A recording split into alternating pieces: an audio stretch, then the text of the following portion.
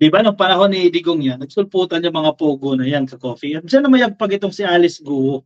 Biruin mo ha, marami, mga residente mismo ng Bamban. Actually, kawawa yung mga residente dito ng Bamban eh.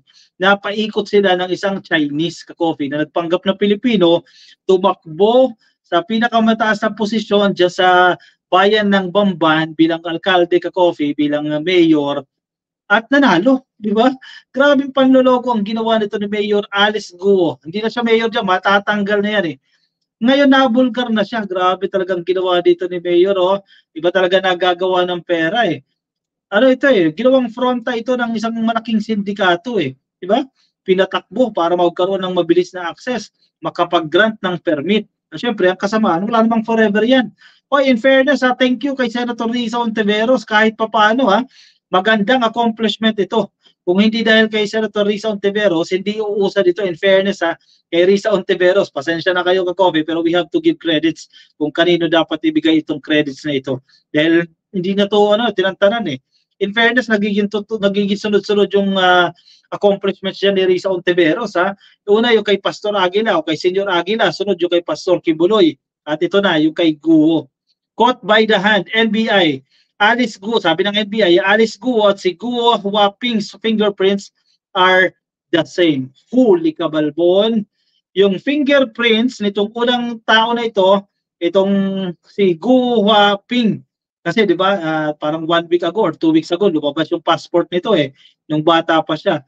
Yung fingerprint niya at yung fingerprint nito ni Alice Guo, iisa lang. Ibig sabihin, lahat ng mga pinagsasabi niya dyan, na nag-aral siya dito, homeschooled siya, lumaki siya sa farm, during the Senate hearing, lahat ng mga pinagsasabi niya dyan, mga kasinungalingan na po yan. Hindi po yan totoo dahil hindi naman siya talaga homeschooled. Galing itong China at isa itong Chinese. Therefore, wala siyang karapatan na tumakbo bilang mayor ng kahit na anumang bayan dito sa Pilipinas dahil siya po ay pure Chinese na bulgar na ito. Sa kaya magtatago yan?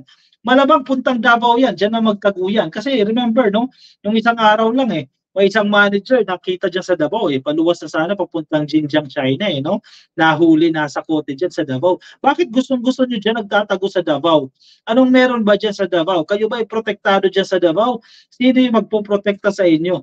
O ngayon, hindi na nga dumalo yan sa pagdinig. Kahapon, di ba, nagkaroon ng hearing dyan sa Senado. Hindi na nagpakita yan, nagpasa ng excuse letter dahil nasa apektuhan na raw po yung kanyang mental health, yung kanyang physical health dahil siya po ay na-prejudge na raw. Naku po, ano na yan ka-coffee? Eh, mas tumitin din na ito. Eh, may criminal cases na isinampa dyan. Tingnan natin kung magpo-prosper yan. Grabe ha, pinasakay talaga ang mga taga-Bamban. Pinasakay din yung ilang mga naniwala sa pagdinig na yan dyan sa Senado nitong alkalde na ito. Simple lang ha, pero napakayaman ha. Iba talaga nagagawa ng pera ha.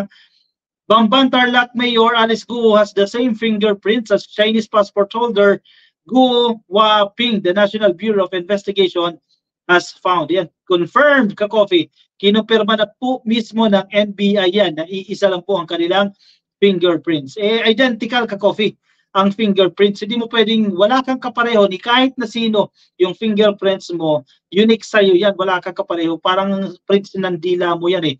Nag-iisa lang po yan sa mundo. Senator Risa Ontiveros shared the NBI's findings on Thursday, June 27, saying in a statement that the fingerprints of Mayor Guo and Guo Huaping belong to one and the same person. Oh, huli na kayo dyan. Mag-isa lang po yung tao na yan ha. Ibig sabihin, nagpanggap lang talaga, kumuha ng identity ng isang Pilipino, nagpatagal, nagpalaylo, nagkampanya, nanalo. At nung nanalo, inalaw yung construction na yan, ng mga pogo na kung ano-ano man yan, nabigyan ng permit, ayan, nakapag-operate, nagpakasasa, nagkaroon ng bilyon-bilyon na salapi. Eh yun nga lang, ang daming krimen ang nagawa dahil sa operasyon ng pogo na yan.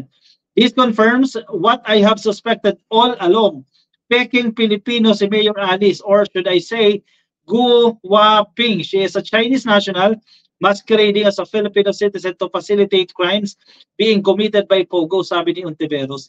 Biruin mo ha, may drama pa ito na anak siya ng kasambahay ha, at ang tatay niyang Chinese at iniwanan siya.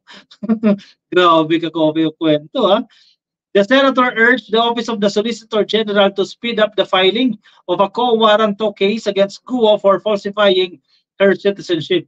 It was Senator Sherwin Gatchalian who mentioned that the mayor could be Gu Huaping, whose family applied for a special investor relations visa.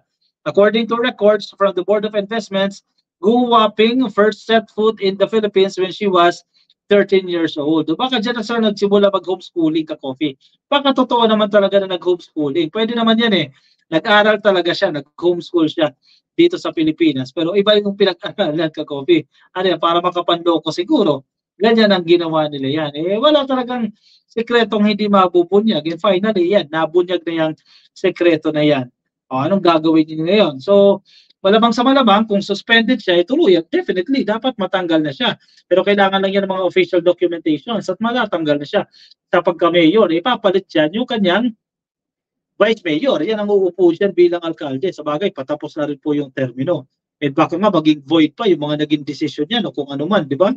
Kasi in the first place, hindi naman siya talaga legitimate na naging mayor kasi pineke niya yung kanyang identity. Medyo mahaba-habang usapin yan ka, Coffee.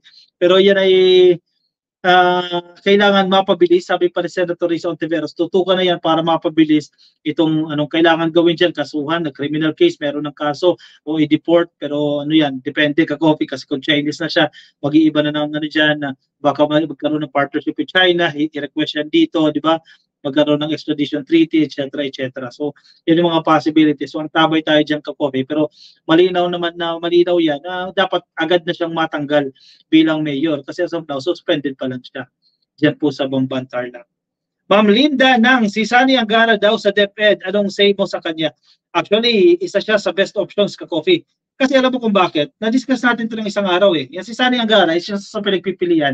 Patapos na kasi yung termino niya. In fairness, matalino si Sani Angara.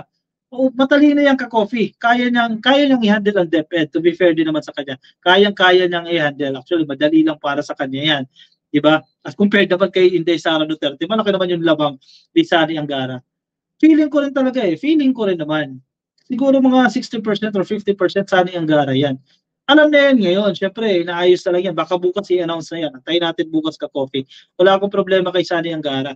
Kasi patapos na rin naman yung termino niya sa pagkasenador. Hindi naman siya pwedeng tumakbo ng re-election for the same position dahil hanggang 2 terms lang na magkasunod ang senador. No? Kailangan na muna magpahinga. Total, sakto. May nalalabi pang 4 na taon si PBBM dyan. Kung matatapos yung termino na yan, and then, takbo na ulit sa pagkasenador. Pwede na kasi nakapag-break na. So, posibleng si Sani Angara nga ang Department of Education Secretary. Kay Scarburst TV, education need natin. Kohi Rube, paano na si Harry Roque wala nang pagkakakitaan? Exactly. Kasi 'di ba, pati yung amo niya na nag-hire sa kanya, 'di ba, bilang legal representative, naka-watchlist na rin. Hindi naman sa makalabas ng ibang bansa.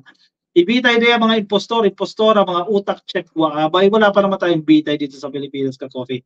Si Sani Angara ka, Coffee, is pro Sara.